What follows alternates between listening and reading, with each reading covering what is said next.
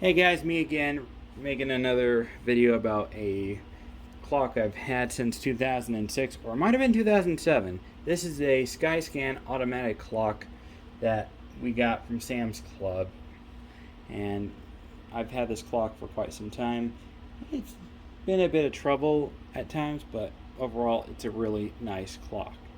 And if you have problems with it, well, follow some steps and maybe you'll be able to get to the bottom of it. Other than that, this thing works great. As you can see, the second hand, minute hand, and hour hand are moving, as you can see.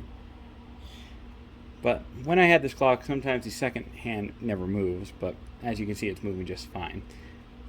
Another thing I need to mention is it takes one AA battery, and if the battery is starting to degrade or run out of juice, the second hand will stop, but the other two hands will keep moving. So, other than that, let me show you the back side. Unlike normal clocks where you have a wheel to turn, this one has a button that you sync up. That's the place for the AA. You got your Pacific, Mountain, Eastern, and Central Eastern. Sorry, had it backwards. And your spot to hang it on the wall. Let me show you what it does when you are about to set it up. Let's take the battery out temporarily. As you can see, I'm taking the battery out. Let me hold the mountain. As you can see, the clock does this thing, and it tries to keep up with the time. So, as you can see, it's doing the thing. It will keep doing that until it connects with the satellite. Takes a while for it, but other than that, instead of having to play with the dial, it does it automatically. It may take some time, but pretty soon once it reaches that, it will take a moment.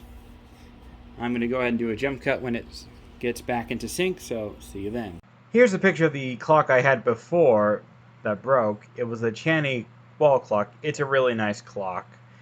If it didn't fall off the wall, I would have still had it to this day instead of the Skyscan one. So maybe I'll pick up another one of these. Who knows? Alright, sorry I did a little late one, but as you can see, the second hand already caught up. But the minute and hour hand are spinning around, and it's going to be 10 o'clock soon. So let's go ahead and see what it does. And as you can see, the second hand is already finished. Now we wait for the other hands to keep up with the time. Hopefully it will remember to get back to the time it was supposed to be. Sorry I had to do a jump cut. It was stuck on the 12 o'clock midnight or AM sort of thing. And if it doesn't detect the satellite, it will keep doing that until it detects it, just so you know. But since the second hand already detected it, the other two will catch up.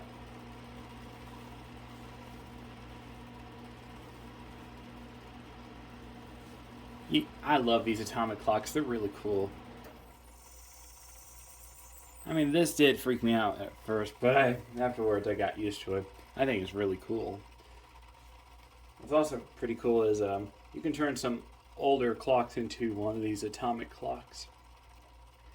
I may do that in the future, but not right now. I don't have the parts, so I can't do that. Other than that, yeah. Skyscan makes really cool clocks. This isn't the only Skyscan clock I have. I have one more. And that is the wrong time. It is not 9 o'clock. I do not live in the state of Washington anymore.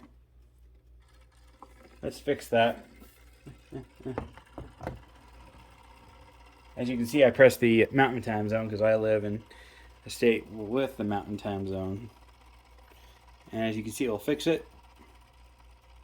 There we go. That's better. If you don't live in the Pacific time zone and you don't press any of the buttons, it will default to the Pacific time zone. If you live in the Pacific time zone, you're good to go. If you don't, you need to press one of the other buttons. And then it will catch right up. If you live in the Eastern time zone, it would have been 11. 03 or 02. And if you live in the Eastern, well, it's already past midnight where you're at. But if I was in the Pacific time zone, it would have stayed at 9.